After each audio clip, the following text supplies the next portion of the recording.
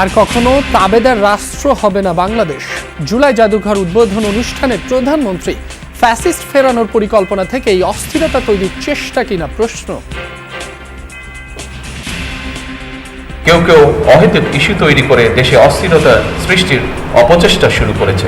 পতিত পরাজিত পলাতক স্বৈরাচারের পুনরুত্থানের পথ সুগম করছে কিনা সেটি মনে হয় ভেবে দেখা প্রয়োজন আমাদের। আপনাদের সবাইকে শান্ত থাকার জন্য বিনীতভাবে অনুরোধ করছি। ডকুমেন্টারি দেখানোর জন্য আসছে, কি করছেন আপনারা? শহীদদের জন্য আপনারা কি করছেন? জুলাই যোদ্ধা ও শহীদ পরিবারের সম্মাননা অনুষ্ঠানে হট্টগোল। সভাস্থল ছেড়ে যান এনসিপি নেতারা। বিভাজন কাম্য নয় বললেন ক্ষুব্ধ রাষ্ট্রপতি। যে দৃশ্য এখানে দেখলাম সেটিতেই অত্যন্ত দুঃখিত এবং লজ্জিত হয়েছি, ব্যথিত হয়েছি। মহান জুলাই গণ অভ্যুত্থানের চেতনাকে হৃদয়ে ধারণ করে ঐক্য, দেশপ্রেম, সততা ও পারস্পরিক শ্রদ্ধার শক্তিতে আমরা এগিয়ে যাই। জুলাই নিয়ে জনগণের সাথে প্রতারণা করছে সরকার। 11 দলের সমাবেশে বক্তারা গণভোটের রায় বাস্তবায়ন না করলে পালানোর পথ পাবে না বিএনপি। গণভোটের রায় মেনে নেন। 70 ভাগ মানুষের রায়কে অপমান করবেন না, অপমান করে বাঁচার পথ খুঁজে পাবেন না।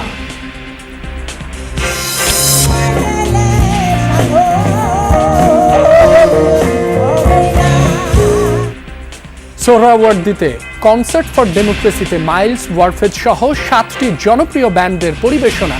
মানিক মিয়া এভিনিউয়ে বর্ষা বিপ্লবের গানে মনোজ্ঞ পরিবেশনা।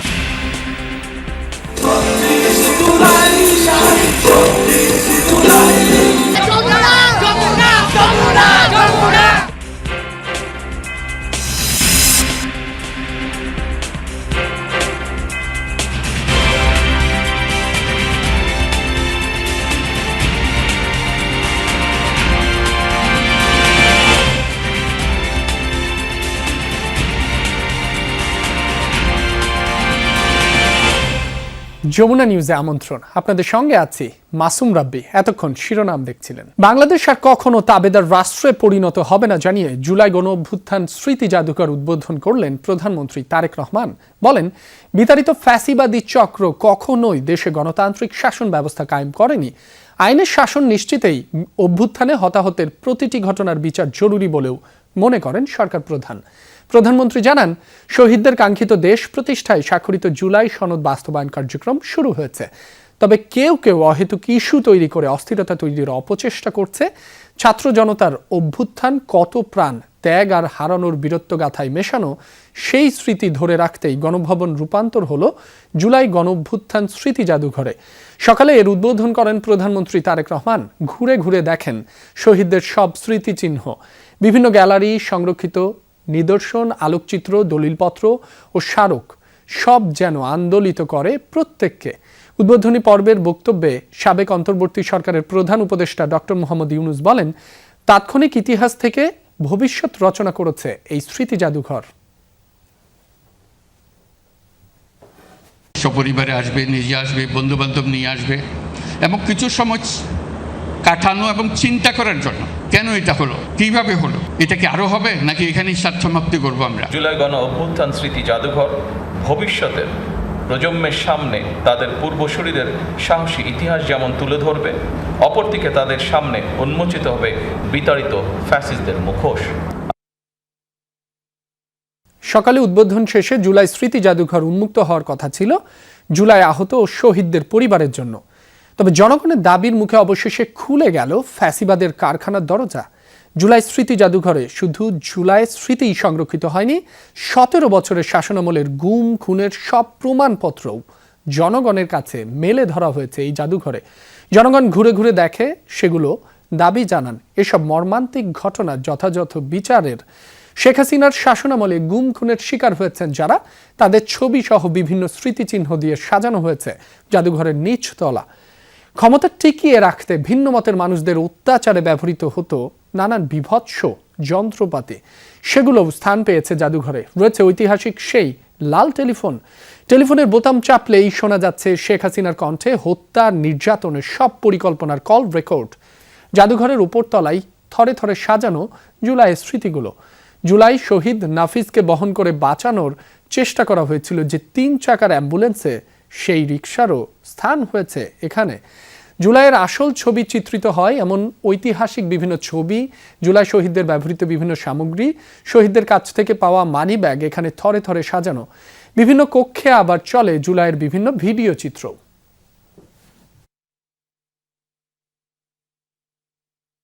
বিভিন্ন নেতাকর্মীদের সাথে শেখ হাসিনা যেভাবে কথা বলছে আর কি, যে কাকে কোথায় কিভাবে মানে কিলিং মিশনে পাঠানো হবে সেই ব্যাপারে একটা থিওরি দেওয়া হয়েছে এখানে। এখানে আমি যে শেখ হাসিনার সাথে বিভিন্ন নেতার যে ফোনালাপ, ওই ফোনালাপ শোনা যাচ্ছে। জুলাইয়ের যে আন্দোলনটা পুরোটাই এখানে তুলে ধরা হয়েছে, এই জন্য খুবই ভালো লাগলো আর কি। এখনো অনেক কাজ বাকি রয়েছে, মানে হয়তো আপ্রাণ চেষ্টা করছে করার জন্য, আমরা যা বুঝতে পারছি। হট্টগোল আর বিশৃঙ্খলার মধ্য দিয়ে হলো জুলাই অভ্যুত্থানের দ্বিতীয় বর্ষপূর্তি উপলক্ষে মুক্তিযুদ্ধ বিষয়ক মন্ত্রণালয়ে আয়োজিত রাষ্ট্রীয় অনুষ্ঠান। প্রামাণ্যচিত্রে ইতিহাস বিকৃতির অভিযোগ তুলে সভা ত্যাগ করেন এনসিপি নেতারা, জানিয়ে বিব্রত, ক্ষুব্ধ, অস্থায়ী রাষ্ট্রপতি হাফিজউদ্দিন আহমদ বীর বিক্রম। সভায় তিনি বলেন, জাতির মধ্যে বিভাজন কাম্য নয়। অনুশোচনাবিহীন গণহত্যাকারী দলের প্রধান দেশে ফিরলে মানুষ তার জবাব দেবে বলেও মন্তব্য করেন অস্থায়ী রাষ্ট্রপতি। জুলাই অভ্যুত্থানের ওপর মুক্তিযুদ্ধ মন্ত্রণালয়ের প্রামাণ্যচিত্রে এনসিপি নেতাদের যথাযথ স্থান দেয়া হয়নি বলে অভিযোগ করা হয়। এ নিয়ে প্রতিবাদে সরব হন দলটির নেতাকর্মীরা। মুক্তিযুদ্ধ বিষয়ক প্রতিমন্ত্রীর পাল্টা জবাব আরও উত্তাপ ছড়ায় সভাস্থলে। পরে মন্ত্রী দুঃখ প্রকাশের পর পরিস্থিতি শান্ত হলেও এনসিপি নেতা আখতার হোসেন বক্তব্য দিয়ে নেতাদের নিয়ে সভাস্থল ত্যাগ করেন। চীন মৈত্রী সম্মেলন কেন্দ্রে হওয়া অনুষ্ঠানে তখন উপস্থিত ছিলেন 3 বাহিনীর প্রধান ও কূটনীতিক সহ বিশিষ্টজনেরা। হট্টগোলের মধ্যে সভাস্থল থেকে বেরিয়ে যান কূটনীতিকরা। অনুষ্ঠানে 1200 জুলাই যোদ্ধা ও শহীদ পরিবারের সদস্যরা আমন্ত্রিত হলেও অনেকে যোগ দেননি। এটাকে পুষে সংসদের মতো একটা ওয়াকআউট, এটি বাঞ্ছনীয় নয়। ভাই, আমরা তো জনগণের ভোট নিয়ে এখানে এসেছি, জনগণের নির্বাচিত প্রতিনিধি আমরা, হাওয়ার থেকে উড়ে এসে বসি নাই এখানে। সুতরাং এই সরকার নির্বাচিত একটি সরকার, এটুকু শ্রদ্ধা সম্মান প্রাপ্য। জুলাই নিয়ে জনগণের সাথে প্রতারণা করেছে সরকার, এমন মন্তব্য করেছেন বিরোধী দলীয় নেতা ও জামায়াত ইসলামীর আমির ডাক্তার শফিকুর রহমান। গণ অভ্যুত্থানের দ্বিতীয় বার্ষিকী উপলক্ষে আয়োজিত সমাবেশে তিনি আরও বলেন, শিক্ষাঙ্গনে নতুন ইউনিফর্মে ফ্যাসিবাদ ফিরে এসেছে। এই ফ্যাসিবাদ কোনোভাবেই সহ্য করা হবে না। জামায়াত আমির বলেন, জুলাই নিয়ে জনগণের সাথে প্রতারণা করছে সরকার। সন্ত্রাসের বিরুদ্ধে প্রতিরোধ গড়ে তোলার নির্দেশ দিয়ে জামায়াত আমির বলেন, আরও একটা আন্দোলন আসন্ন, সবাইকে লড়াইয়ের প্রস্তুতি নেওয়ার নির্দেশ দেন তিনি। এ সময় 11 দলের নেতারা বলেন, এই বাংলাদেশ আর মাথা নত করবে না। তারেক রহমানের যখন পতন হবে, তখন আইসা মায়া কান্না করে লাভ হবে না, তখন একটু পিছনে পড়ে যাবেন। ন্যায় বিচার চাই, মানবতার বাংলাদেশ চাই, স্বাধীনতা সার্বভৌমত্ব অক্ষুণ্ণ থাকুক, বিদেশিদের হাত থেকে বাংলাদেশ মুক্ত থাকুক। কার সাথে আঘাত করে জাতির এই দাবিগুলোকে উপেক্ষা করা হচ্ছে আমরা জানতে চাই। এর জবাব প্রধানমন্ত্রীকে দিতে হবে, কারণ এর আগে নির্বাচনের আগে তিনিও তো এই দাবিগুলো করেছিলেন। ভারত সরকারের অনুমতিতে বুধবার সন্ধ্যায় নয়াদিল্লিতে পলাতক ও দণ্ডপ্রাপ্ত গণহত্যাকারী শেখ হাসিনা গণমাধ্যমের সঙ্গে সরাসরি মতবিনিময় করেছেন এবং সেখানে তিনি ও তার সহযোগীরা বাংলাদেশ রাষ্ট্র ও বাংলাদেশের জনগণের বিরুদ্ধে বিষোদ্গারমূলক বক্তব্য দিয়েছেন। এ ঘটনায় বাংলাদেশ গভীর ক্ষোভ প্রকাশ করছে। পররাষ্ট্র মন্ত্রণালয়ের এক বিবৃতিতে বলা হয়েছে, এ ধরনের আয়োজনের সম্ভাব্য প্রভাব দ্বিপাক্ষিক সম্পর্ক পুনর্গঠন প্রক্রিয়ায় কী ধরনের নেতিবাচক প্রতিক্রিয়া সৃষ্টি করতে পারে সে বিষয়ে ভারত সরকারকে আগেই জানানো হয়েছিল। তবুও অনুষ্ঠানটি আয়োজনের অনুমতি দেওয়া হয়েছে। আরও বলা হয়েছে, দণ্ডপ্রাপ্ত গণহত্যাকারী শেখ হাসিনা ও তার মাফিয়া চক্রের বাংলাদেশের রাজনীতিতে আর কোনো স্থান নেই এবং ভবিষ্যতেও থাকবে না। বলা হয়, বাংলাদেশ সার্বভৌম, সমতা এবং জাতীয় মর্যাদার ভিত্তিতে ভারতের সঙ্গে গঠনমূলক, পারস্পরিক, কল্যাণকর ও ভবিষ্যৎমুখী সম্পর্ক বজায় রাখতে আগ্রহী।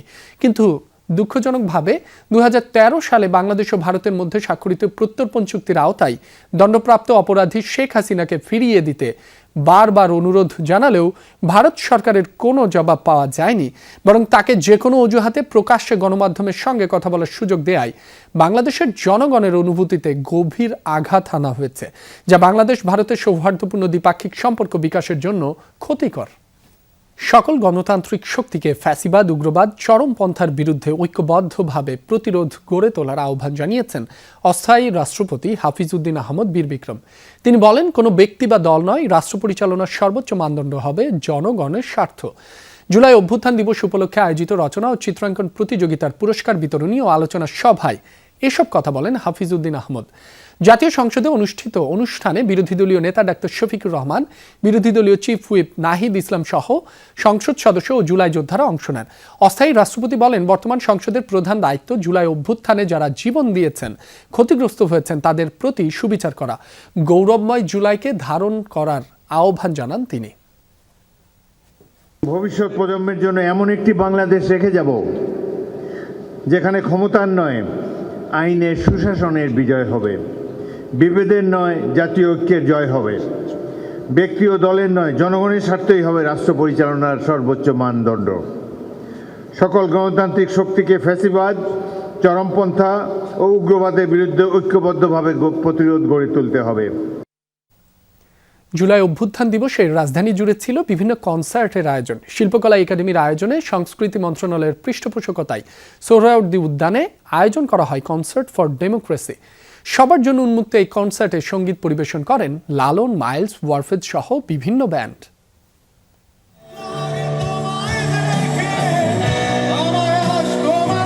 জুলাই গণ অভ্যুত্থানের দ্বিতীয় বার্ষিকী উপলক্ষে রাজধানীর সোহরাওয়ার্দী উদ্যানে বিশেষ সঙ্গীতানুষ্ঠান কনসার্ট ফর ডেমোক্রেসি।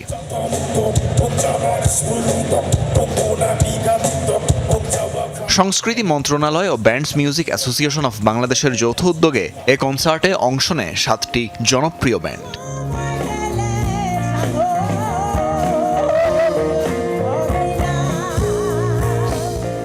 অনুষ্ঠানে ছিল পুরস্কার বিতরণের আয়োজন। তোমার গানে জুলাই জাগে শীর্ষক প্রতিযোগিতায় জয়ীদের হাতে এ সময় পুরস্কার তুলে দেন সংস্কৃতি মন্ত্রী। প্রিয় কিছু ব্যান্ড লালন, হাইওয়ে, মাইলস এগুলো যেহেতু আসছে এই কারণে আসছে আর একটু সমস্যা হচ্ছিল, তারপরে এখন আমরা গানগুলো অবশ্য উপভোগ করছি, অনেক মজাও হয়েছে, ভালো লাগলো। ভালো, অনেক খুবই আনন্দজনক, আমরা খুব এনজয় করছি এই প্রোগ্রামটা। বৃষ্টির কারণে শুরুতে সঙ্গীত পিপাসুদের সমাগম কম হলেও পরে তা ধীরে ধীরে বাড়তে থাকে। তানভীর মৌসুম, যমুনা নিউজ, ঢাকা। জুলাই গণ অভ্যুত্থান দিবসে অনুষ্ঠিত হয় বর্ষা বিপ্লবের গান শীর্ষক কনসার্ট। রাজধানীর মানিক মিয়া এভিনিউয়ে এই কনসার্টের আয়োজন করে মনসুন কালচারাল অ্যালায়েন্স। এতে জনপ্রিয় সব শিল্পী ও ব্যান্ড দল সঙ্গীত পরিবেশন করেন। এই আয়োজনে কাঙ্ক্ষিত বাংলাদেশ গড়ে তোলার প্রত্যয় ব্যক্ত করেন এনসিপি নেতারা। বলেন, জুলাই প্রশ্নে রাজনৈতিক দলগুলোর ঐক্য রয়েছে।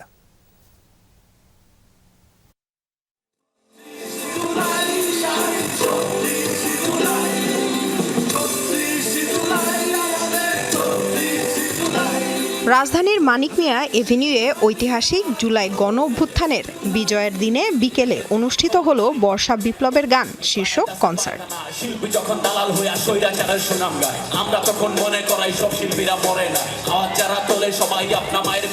বৃষ্টিস্নাত দুপুরে শুরু হয় বর্ষা বিপ্লবের গান শীর্ষক কনসার্ট। বিজয়ের দিনে এমন আয়োজনে খুশি সাধারণ মানুষ।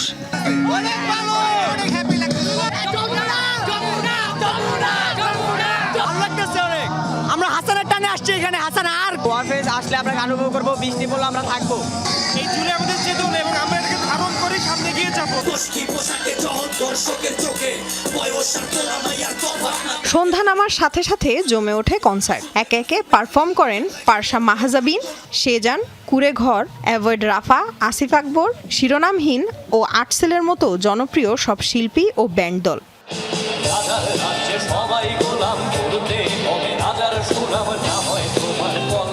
এরপর একে একে মঞ্চে ওঠেন ভারপ্রাপ্ত স্পিকার কায়সার কামাল, এছাড়াও এনসিপির আহ্বায়ক ও বিরোধী দলীয় চিফ হুইপ নাহিদ ইসলাম সহ দলটির নেতারা। ভারপ্রাপ্ত স্পিকার বলেন, আধিপত্যবাদী ও ফ্যাসিবাদী শক্তির বিরুদ্ধে ঐক্যভাবে লড়তে হবে। ফ্যাসিবাদ মুক্ত বাংলাদেশ, যে বাংলাদেশ আমরা কায়েম করেছি, সেই বাংলাদেশকে এগিয়ে নেওয়ার জন্য দলগত পথের সবাইকে ঐক্যবদ্ধভাবে এক নতুন বাংলাদেশ গড়ে তুলবো ইনশাল্লাহ। এনসিপির নেতারা বলেন, জুলাই প্রশ্নে রাজনৈতিক দলগুলোর ঐক্য রয়েছে। 2 বছর পার হলেও আমরা ঐক্যবদ্ধ আছি। ইনশাল্লাহ আমরা আমাদের আকাঙ্ক্ষিত বাংলাদেশ, বৈষম্যহীন বাংলাদেশ গড়তে পারবো। বর্ডারের ওই পাশ থেকে দেখা না দিলে বন্ধু কথা কইও না। আমাদের সবাইকে শপথ নিতে হবে, আমরা একটা পরিবর্তিত বাংলাদেশ বিনির্মাণ করব, যেখানে সবাই আমরা সাম্য, মানবিক মর্যাদা এবং সামাজিক ন্যায় বিচারের ভিত্তিতে আমরা একটা বৈষম্যহীন বাংলাদেশ সবাইকে মিলে আমরা গড়ে তুলব। 5ই আগস্টকে কেন্দ্র করে যেখানে ঐক্যবদ্ধ হওয়ার কথা, সেখানে একটা অনৈক্যের বার্তা সরকারের পক্ষ থেকে দেওয়া হলো, সরকারের বিভিন্ন কার্যক্রমের মাধ্যমে দেওয়া হলো। হাতে হাত রেখে নতুন বাংলাদেশ গড়ে তোলার প্রত্যয় ব্যক্ত করেন সবাই। অনেক ধন্যবাদ আপনাদের। লামিয়া তিথি, যমুনা নিউজ, ঢাকা। জুলাই গণঅভ্যুত্থান দিবস উপলক্ষে দেশজুড়ে নানা কর্মসূচি পালিত হয়েছে। বিভিন্ন জেলায় আলোচনা সভা, র্যালির পাশাপাশি জুলাই আন্দোলনে শহীদ ও আহত পরিবারদের সংবর্ধনা দেওয়া হয়। পরিবারের সদস্য ও আহতরা বলেন, শহীদদের আত্মত্যাগের বিনিময়ে অর্জিত নতুন বাংলাদেশ বৈষম্যমুক্ত হবে, এটাই তাদের প্রত্যাশা। জুলাই চেতনাকে ধারণ করে বৈষম্যহীন দেশ গঠনে সবাইকে ঐক্যবদ্ধ হবার আহ্বান জানান বক্তারা। এদিকে দিবসটি উপলক্ষে বরিশালের আমতলা মোড়ে জুলাই শহীদ স্মৃতিস্তম্ভে ফুলেল শ্রদ্ধা নিবেদন করেন তথ্য সম্প্রচার মন্ত্রী। বলেন যে শহীদদের রক্তের বিনিময়ে ফ্যাসিবাদকে হটানো হয়েছে, সেই শহীদদের রক্তের মর্যাদা প্রতিষ্ঠা করার জন্য প্রতিজ্ঞাবদ্ধ বিএনপি।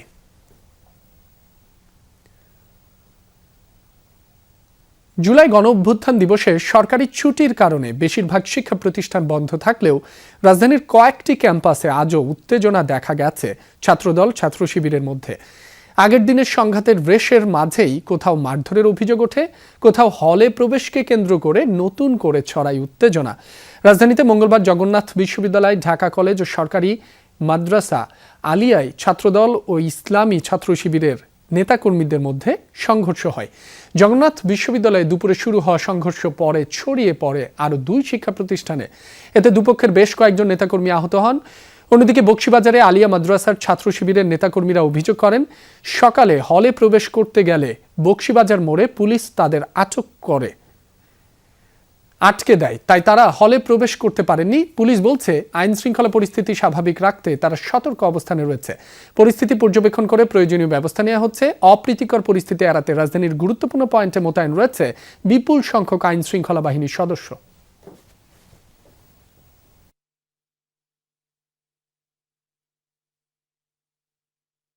গতকাল সারা রাত আমরা রাস্তায় এক কাপড়ে আছি। এখন আমাদের প্রশাসনও আমাদেরকে ঢুকতে দিচ্ছে না এবং পুলিশ প্রশাসনও আমাদেরকে ঢুকতে দিচ্ছে না। জননিরাপত্তা রক্ষা এবং আইনশৃঙ্খলা পরিস্থিতি সমুন্নত রাখার জন্য এখানে অতিরিক্ত পুলিশ সদস্য মোতায়েন করা হয়েছে। আমাদের নিয়ন্ত্রণে রয়েছে সম্পূর্ণ পরিস্থিতি। জুলাই গণঅভ্যুত্থান দিবসের কর্মসূচি ঘিরে নারায়ণগঞ্জ ও বরিশাল বিশ্ববিদ্যালয়ের ছাত্রদল শিবিরের মধ্যে সংঘর্ষ হয়েছে। এছাড়া কয়েক জেলায় প্রশাসনের আলোচনা সভায় বক্তব্যকে কেন্দ্র করে হট্টগোল হয়েছে। নারায়ণগঞ্জের সরকারি তোলারাম কলেজে জুলাই গণঅভ্যুত্থান দিবসের আলোচনা সভা ঘিরে সকাল থেকেই উত্তেজনা দেখা দেয় ছাত্রদল ও ছাত্র শিবিরের মাঝে। দুপুরের দিকে সংঘর্ষে জড়ায় 2 সংগঠনের নেতাকর্মীরা, এতে আহত হন 5 জন। বরিশাল বিশ্ববিদ্যালয়ে দফায় দফায় মারামারিতে জড়ায় ছাত্রদল ও শিবির নেতাকর্মীরা। এ নিয়ে একে অপরকে পাল্টাপাল্টি দোষারোপ করে সংগঠনগুলো। শরীয়তপুর পৌরসভা অডিটোরিয়ামে জুলাই গণঅভ্যুত্থান দিবসের আলোচনা সভায় মঞ্চে বসাকে কেন্দ্র করে বিএনপি ও বৈষম্য বিরোধী আন্দোলনের সাবেক নেতাকর্মীদের মধ্যে হাতাহাতি হয়, এতে আহত হন 4 জন। লক্ষ্মীপুরে প্রশাসন আয়োজিত জুলাই গণঅভ্যুত্থানের দিবসের আলোচনা সভায় হট্টগোল হয়। কুড়িগ্রামেও প্রশাসন আয়োজিত আলোচনা সভায় বক্তব্যকে কেন্দ্র করে ছাত্রদল শিবির নেতাকর্মীদের মধ্যে হট্টগোল হয়। তারা যে আমাদের শৃঙ্খল ক্যাম্পাসকে অস্থিতিশীল করার লক্ষ্যে যে দেশীয় অস্ত্র নিয়ে বহিরাগতদের নিয়ে মহড়া দিচ্ছিল, তাদের ক্যাম্পাস থেকে আমরা বিতাড়িত করেছি। ছাত্রদলের সন্ত্রাসীরা অতর্কিতভাবে তাদের পূর্বনির্ধারিত আমরা দেশীয় অস্ত্র দেখেছি এবং তাদের ইন্টারনাল বিভিন্ন গ্রুপে আলোচনা হয়েছে, সেই অস্ত্র নিয়ে আমাদের উপর অতর্কিত হামলা করা হয়েছে। আওয়ামী লীগের সাবেক এমপি ও বাংলাদেশ জাতীয় ক্রিকেট দলের সাবেক অধিনায়ক সাকিব আল হাসানের বাড়ির গেটে পেট্রোল দিয়ে আগুন দিয়েছে দুর্বৃত্তরা। রাতে মাগুরার কেশব মোড়ের বাড়ির গেটে এ ঘটনা ঘটে। পুলিশ জানায়, বাড়ির দক্ষিণ পাশের লোহার গেটের ওপরের অংশ লক্ষ্য করে বিস্ফোরক সদৃশ বস্তু নিক্ষেপ ও আগুন ধরিয়ে দেয় দুর্বৃত্তরা। কিছুক্ষণের মধ্যে এই আগুন নিভে যায়। খবর পেয়ে মাগুরা সদর থানা পুলিশের একটি দল ঘটনাস্থলে যায়। নিরাপত্তায় সেখানে পুলিশ মোতায়েন করা হয়েছে, তবে কারা এ ঘটনা ঘটিয়েছে সে বিষয়ে তাৎক্ষণিকভাবে কোনো তথ্য পাওয়া যায়নি। ঘটনাটির প্রকৃত কারণ ও নিক্ষিপ্ত বস্তুর ধরন সম্পর্কে নিশ্চিত করতে তদন্ত চলছে বলেও জানিয়েছে পুলিশ।